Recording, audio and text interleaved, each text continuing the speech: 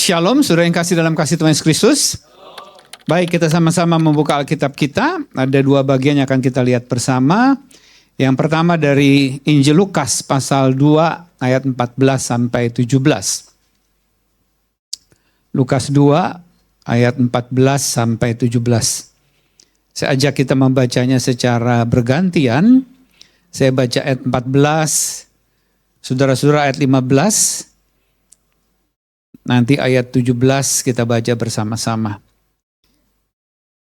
Lukas 2 ayat 14 sampai 17. Saya mulai dengan ayat 14. Kemuliaan bagi Allah di tempat yang maha tinggi dan damai sejahtera di bumi di antara manusia yang berkenan kepadanya.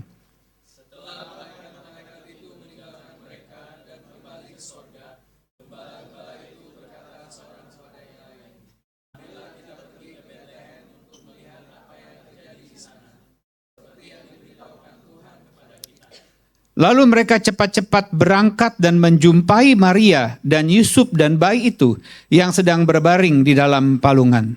Yang 17 sama-sama, 3, 4. Dan ketika mereka melihatnya, mereka memberitahukan apa yang telah dikatakan kepada mereka tentang anak itu. Bacaan yang lain, Matius pasal 2, 1 sampai 12. Kita baca kembali secara bergantian. Matius 2 ayat 1 sampai 12, saya baca ayat ganjil, saudara ayat yang genap. Saya mulai, orang-orang Majus dari timur. Sesudah Yesus dilahirkan di Bethlehem di tanah Yudea, pada zaman Raja Herodes, datanglah orang-orang Majus dari timur ke Yerusalem.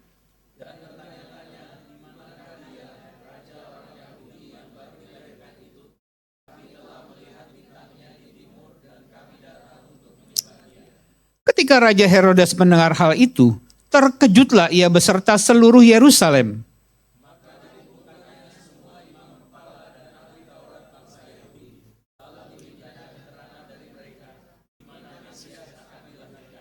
Mereka berkata kepadanya, di Bethlehem di tanah Yudea, karena demikianlah ada tertulis dalam kitab Nabi.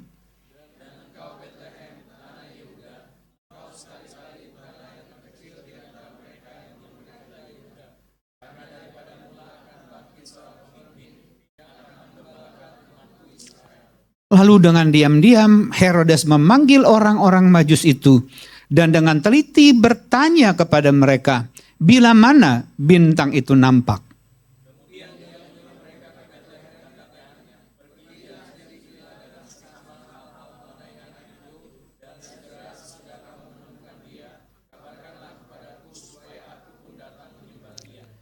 Setelah mendengar kata-kata raja itu, berangkatlah mereka. Dan lihatlah bintang yang mereka lihat di timur itu mendahului mereka hingga tiba dan berhenti di atas tempat di mana anak itu berada.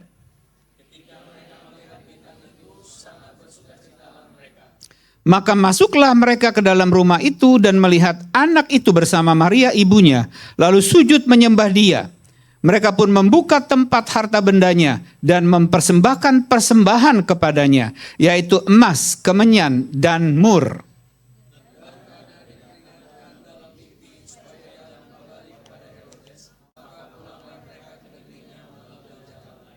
Terima kasih, sedemikian jauh pembacaan firman Tuhan. Yang berbahagia setiap kita yang mendengar firman Tuhan dan memeliharanya dalam kehidupannya sehari-hari.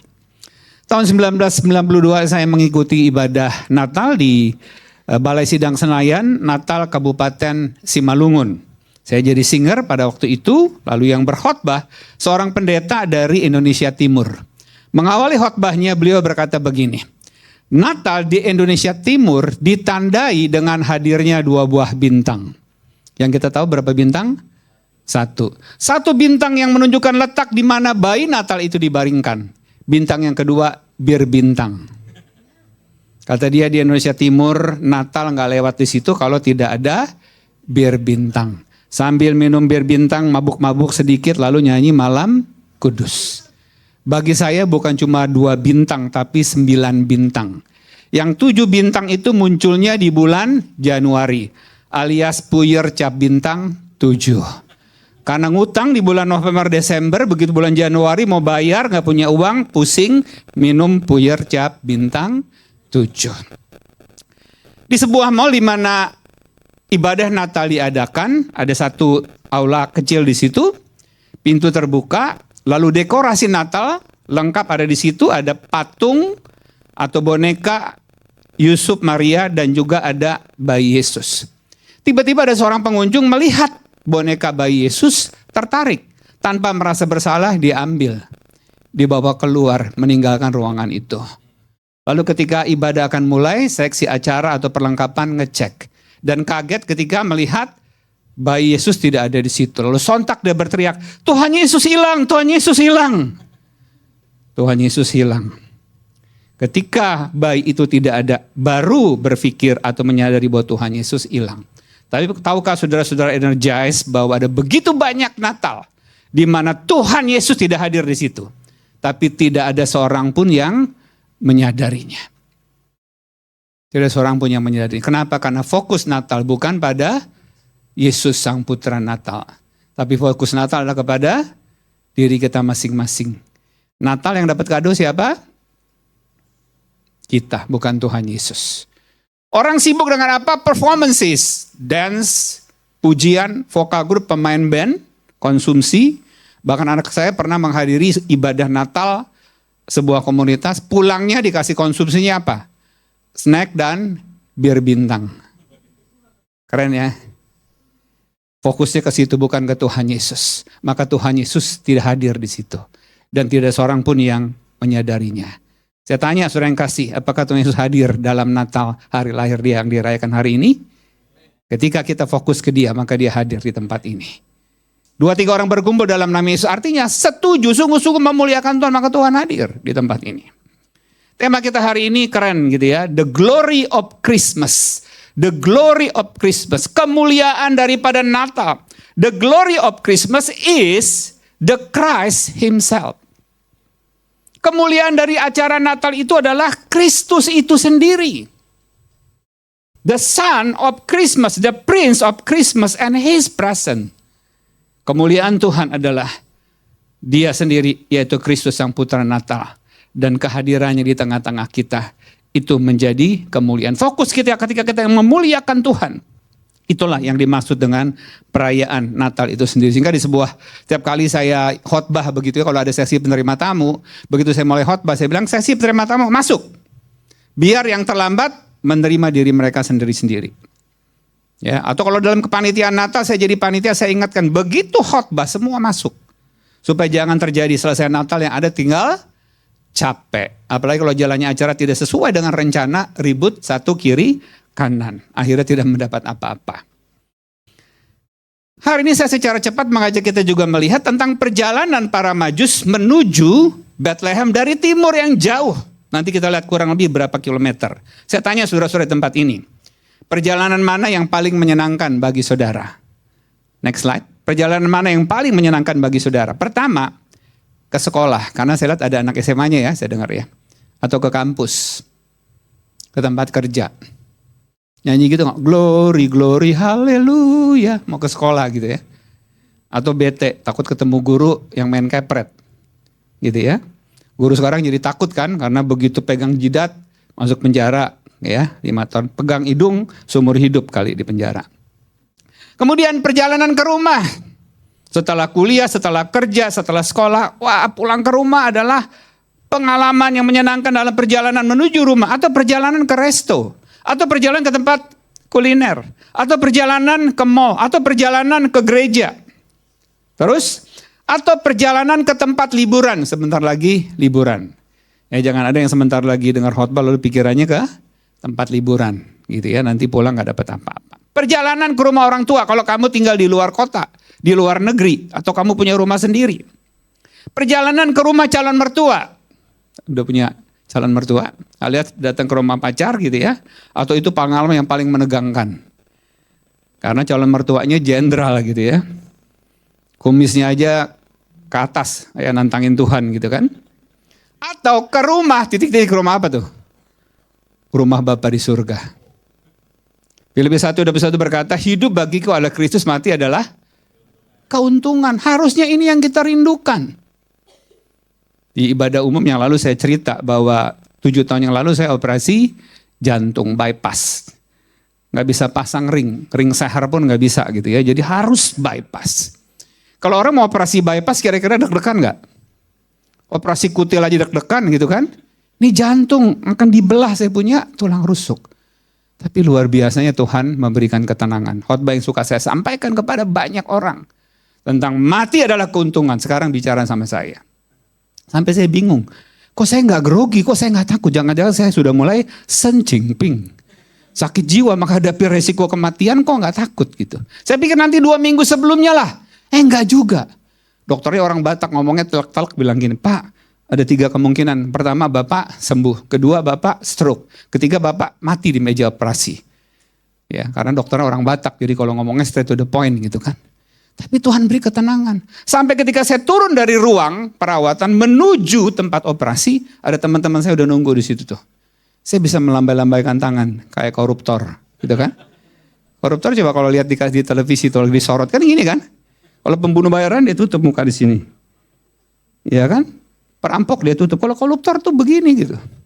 Tapi saya begini bukan karena sok-sok tenang, tapi Tuhan berikan ketenangan. Kayak saya tahu tempat saya ketika saya mati pulang ke rumah Bapak di surga. Saya tanya saudara-saudara, kalau surat kematian menjemput saudara, kemana saudara pergi?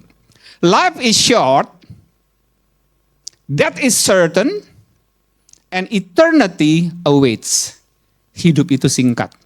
100 tahun pun kamu hidup tetap singkat dibandingkan dengan kekekalan. Kematian pasti. That is certain. Lalu kekekalan menanti. Entah di neraka atau di surga. Kita lanjut. Apa berita yang didengar para gembala dari malaikat dan bala tentara surga dalam Lukas 2 ayat 11-14. Jelas yang kita dengar, kita baca tadi adalah berita itu tentang kelahiran Kristus sang juru selamat. Lalu ada kalimat yang mengatakan kemuliaan bagi Allah di tempat yang maha tinggi. Dan damai sejahtera bagi manusia yang berkenan kepadanya. Ketika kita memuliakan Allah dalam artian yang sesungguh-sungguhnya. The glory of Christmas. Maka damai sejahtera yang melampaui segala akal dan pikiran itu akan menguasai hidup kita. Damai yang diberikan oleh dunia adalah damai jikalau kamu punya uang banyak. Jikalau kamu sehat terus. Jikalau studi kamu bagus, jikalau karir kamu bagus. Tapi ketika itu tidak ada, damai itu hilang. Tapi yang Tuhan berikan melampaui itu semua. Seorang anak usia 18 tahun, seorang laki-laki Jerman, umur 18 tahun, gelar profesor doktor. Ya serba akselerasi kali gitu ya. Kuliahnya mungkin S3-nya mungkin berapa bulan lulus. S2-nya 1 bulan lulus. TK-nya baru daftar baca namanya, naik kelas SD. Lahirnya pun bukan 9 bulan dilepain, lahir. 18 tahun profesor doktor. Orang bayangkan pasti anak ini bahagia hidupnya. Tapi dia kemudian didapati committed suicide, mati bunuh diri. Tidak merasakan damai yang Tuhan janjikan, itu tidak dirasakan. Ya, tidak dirasakan karena ketika bicara tentang kematian, orang takut menghadapi kematian, tetapi sejumlah orang saking takutnya menghadapi kematian justru mereka mengakhiri hidup mereka. Seorang sutradara yang termasuk terkaya di Amerika dalam jajaran orang-orang terkaya. Yang rumahnya katanya serba ditutupin dengan kaca karena tidak mau ada oksigen yang masuk karena takut dia sakit. Pergi pun pakai pesawat helikopter pribadi juga dibentengi supaya udara tidak masuk. Tapi apa yang terjadi? Orang kaya ini meninggal dunia. Masih 30-an tahun tapi wajahnya seperti usia 70-an tahun. Meninggalnya kenapa? Malnutrition. Kekurangan gizi. Bayangin orang kaya kekurangan gizi. Kamu yang suka flexing, makan di mana tuh? Makanan yang mahal-mahal ya. Ada tuh dessert yang harganya 7 miliar. Dessert 7 miliar. Cuma nama-nama jigong doang 7 miliar gitu ya. Ada nggak yang kamu flexing ketika makan di warteg terus kamu foto lalu kamu posting gitu? Nggak ada kan gitu ya. Dan apa yang terjadi, ada banyak orang kemudian tidak puas dalam hidup, lalu mereka mengakhiri hidup mereka. Mati, bunuh diri dan seterusnya. Kemudian apa respon para gembala setelah mendengar berita itu? Setelah mendengar berita Kristus telah lahir. kemuliaan bagi Allah, damai sejahtera dan seterusnya. Mereka segera berangkat untuk menjumpai sang putra Natal. Padahal waktu itu mereka dalam keadaan apa? Istirahat, capek. Ganti-gantian mungkin yang satu tidur atau dua tidur, yang lain berjaga-jaga. Capek butuh tidur, nanti gantian. Tapi begitu mendengar tentang berita yang luar biasa itu, berita Natal itu, mereka langsung berkata, mari kita pergi. Let's go. Nggak tunda besok. Apa yang dipersembahkan oleh mereka? Kalau Majus mempersembahkan apa? Halo? Emas, kemenyan, dan mur. Kalau para gembala apa yang mereka persembahkan? Waktu istirahat mereka. Dan itu sesuatu yang paling berharga bagi mereka secara pada waktu itu. Bukankah kenyataan ada banyak orang hari Minggu bukan beribadah, tapi apa? Tidur. Kebalik sama para gembala. Mereka memberikan waktu. Atau datang ke gereja pun di gereja tinggal tidur. Satu kali saya khotbah di sebuah retreat anak-anak SMA. Begitu saya turun dari bus, diberitahu, bang, tadi waktu ibadahnya kacau bang. Ini yang khotbah pendeta ini, mereka malah berisik, sekolah Kristen, ada wakil kepala sekolah di situ. Mereka lempar-lemparin sepatu sementara ibadah. Wah, begitu saya khotbah kakar, jangan-jangan mereka saling melemparkan temannya gitu, diangkat, dilempar ke sana. Lalu begitu saya khotbah, saya alumnus SMA 1 Budi Utomo, jangan macam-macam kalau saya khotbah. Kebetulan sekolah mereka pernah saya serang gitu kan. Ya, kalau gua khotbah lu nggak dengerin, ya tahu sendiri. Lalu saya cerita tentang seorang yang bernama Eutikus di Alkitab. Pernah baca? Tertidur lalu apa? Jatuh lalu mati. Lalu saya bilang, lalu Paulus merebahkan tubuhnya ke atas pemuda itu hidup lagi. Kalau saya khotbah lu tidur lo mati, gua kubur lo. Gitu langsung ketakutan semua. Lalu yang bertobat banyak, sehingga saya harus kebagian counseling. Beberapa anak, satu diantara berkata begini, I hate my dad, I wanna kill him. Dia berencana untuk membunuh bapaknya. Tapi puji Tuhan ketika bertemu dengan Kristus Sang Raja Damai, dia berkata, saya mau belajar mengampuni papa saya. Ya, jadi jangan tidur di gereja ya, walaupun angin sepoi-sepoi gitu ya.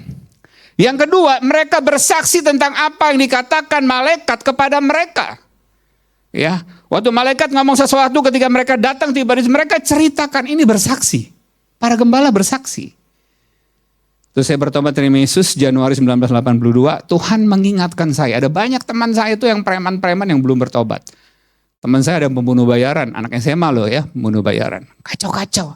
Lalu saya rindu mereka dimenangkan, lalu apa yang saya lakukan dalam anugerah Tuhan, saya buka persekutuan doa SMA 1 Budi Utomo tahun 82. Sampai sekarang masih jalan, bahkan alumninya tiap angkatan ada, dari angkatan tahun 75. Aktif ya angkatan.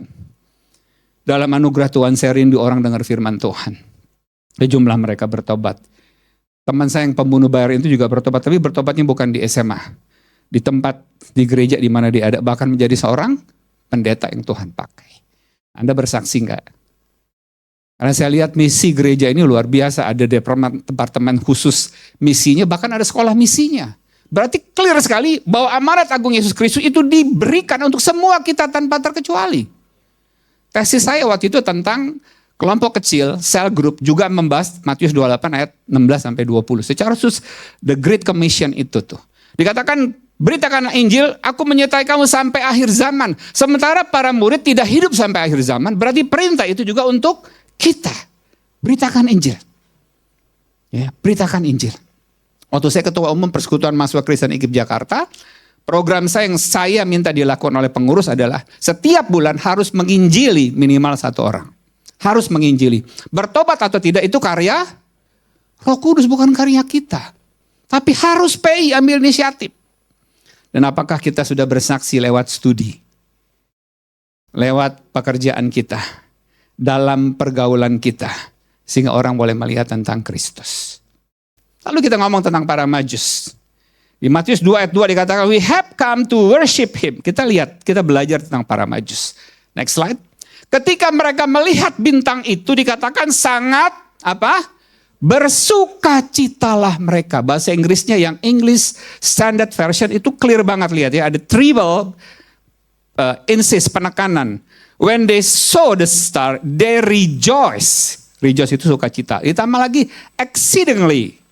Ditambah lagi great joy. Wah, sukacita yang berlimpah-limpah, yang luber waktu mereka melihat bayi Yesus. Karena mereka melihat bintang yang sebentar lagi menunjukkan tempat di mana bayi itu dilahirkan, dibaringkan. Kata rijos, bahasa Yunani kunonya itu kairo, itu bentuk kata kerjanya. Kata bendanya kara, bahasa Inggrisnya joy. Ya, mempunyai akar kata yang sama yang berkaitan dengan kata grace, charis. Ya, artinya karunia.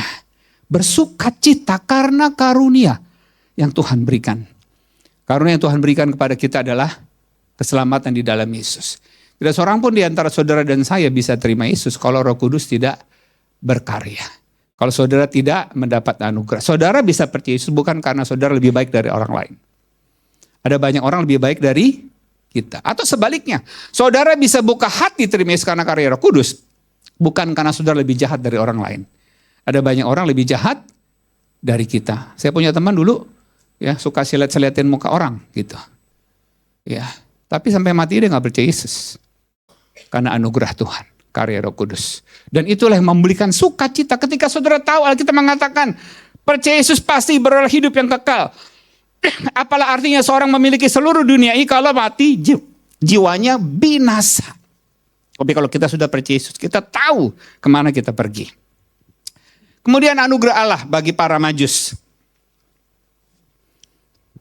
Sesudah Yesus dilahirkan di Bethlehem di tanah Yudea, pada zaman Raja Herodes, datanglah orang-orang Majus dari timur ke Yerusalem dan bertanya-tanya, di manakah dia raja orang Yahudi yang baru dilahirkan itu?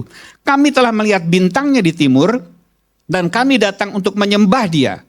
Matius 2 ayat 1 sampai 2. Ayat 7-8-nya itu tentang Raja Herodes yang diam-diam panggil para Majus lalu bilang apa? Ayo, ya, cari tahu. Kalau udah dapat, ketemu raja itu kasih tahu juga kepada saya. Saya juga mau menyembahnya. Padahal dia bermaksud untuk membunuhnya. Saudara yang kasih perjalanan para Majus itu dari timur, itu jauh sekali. Ya, kemungkinan ada 3 tempat timurnya itu. Pertama Babilonia. Kalau Babilonia itu berarti jaraknya kurang lebih 1.200 km dari Bethlehem. Jadi jalannya itu antara 2 sampai 4 bulan naik onta. Kalau kota yang dimaksud adalah negara yang dimaksud adalah Persia, berarti jaraknya kurang lebih 1.700 km. Naik onta 3 sampai 6 bulan. Kalau yang dimaksud dengan timur itu adalah Arab Selatan, berarti mereka itu berjalan 1.900 km antara 4 sampai 7 bulan. Tidak heran kemudian ketika melihat bintang itu berhenti di situ. Mereka sungguh bersukacita, pas banget. Tapi anehnya, waktu raja tanya kepada ahli-ahli Taurat, mereka tahu kan? Tapi ahli Taurat tidak mencari bayi Yesus. Hati-hati. Mungkin ada di antara saudara yang saat teduhnya keren. PA pribadinya keren. Pembinaan imannya keren. Tapi apakah berhenti sampai terisi intelektualitas kita dengan firman Tuhan yang begitu banyak? Jadi kalau debat firman Tuhan lintas agama mungkin jago. Tapi bagaimana kita melakukannya itu perkara yang berbeda lagi. Berbeda lagi. Ya. Dan waktu mereka sampai ke sana, apa yang mereka persembahkan? Apa yang mereka persembahkan? Emas, kemenyan, dan mur.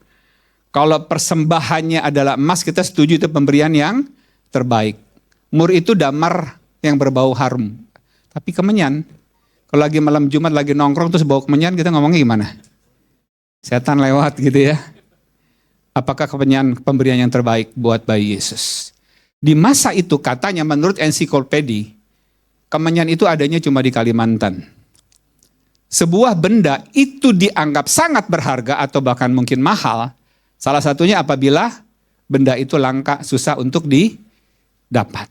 Jadi ada kemungkinan mereka jalan-jalan dulu ke Kalimantan.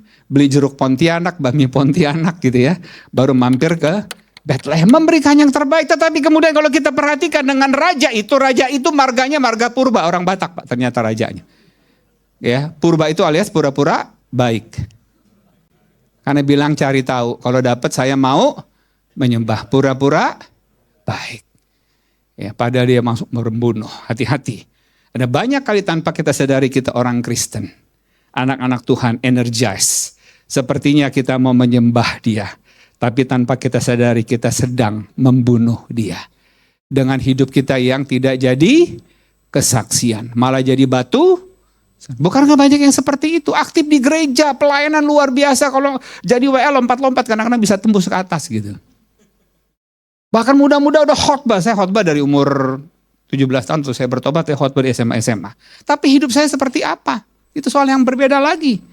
Ketika kesaksian kita gagal, kita menjadi orang-orang yang munafik, banyak pakai topeng, kita membunuh bayi Yesus. Di SMA 1 ada geng namanya geng Israel. Itu paling ditakutin di SMA 1. Ya mau agama apapun takut sama mereka gitu. Itu kali saya ikut persekutuan, udah jadi alumni saya datang. Kok bawa minuman ya, kan gak lagi perjamuan kudus. Begitu saya nengok, wah geng Israel datang, habis minum. Itu jadi batu sandungan. Itu jadi batu sandungan. Hati-hati ya, apalagi yang cowok ganteng ya, jadi play boy, cap kampak gitu kan, ganti-ganti pacar. Kalau perempuan cantik bukan playboy, disebutnya apa? Kalau ganti-ganti pacar? Bukan playgirl, piala bergilir. Ya definisi aja udah diskriminatif bagi yang perempuan gitu kan. Kalau yang cowok keren playboy gitu kan. Dan segala macam. Jangan sampai kita jadi batu sandungan. Justru harus kita membawa orang datang kepada Kristus. Kita lanjut. Tahukah saudara bahwa Tuhan mengorkestrasi berbagai macam peristiwa dalam kehidupan manusia termasuk alam ini untuk menunjukkan kasih dan kuasanya. Bahkan untuk memenangkan jiwa-jiwa. Dia mengorkestrasi, menggabungkan interaksi kejadian berbagai macam peristiwa untuk menjangkau manusia. Contoh pertobatan Saulus. Dia lagi dalam keadaan mau ngejar siapa? Orang-orang pengikut jalan Tuhan. Di tengah jalan ketemu apa? Cahaya dan suara. Dia menjadi Paulus. Kalau Zakheus pertobatannya karena apa? Dia pendek. Lalu ada the crowd, orang banyak. Gak bisa lihat, dia ngapain? Naik pohon. Terus Yesus bilang, turun, gua mau datang ke rumah lo. Jadi bukan Zakheus yang mencari Yesus, tapi Yesuslah yang mencari Zakheus. Ya. Lalu pertobatan saya juga, saya lihat Tuhan mengorkestrasi hidup. Saya suka nyanyi, saya suka main drama.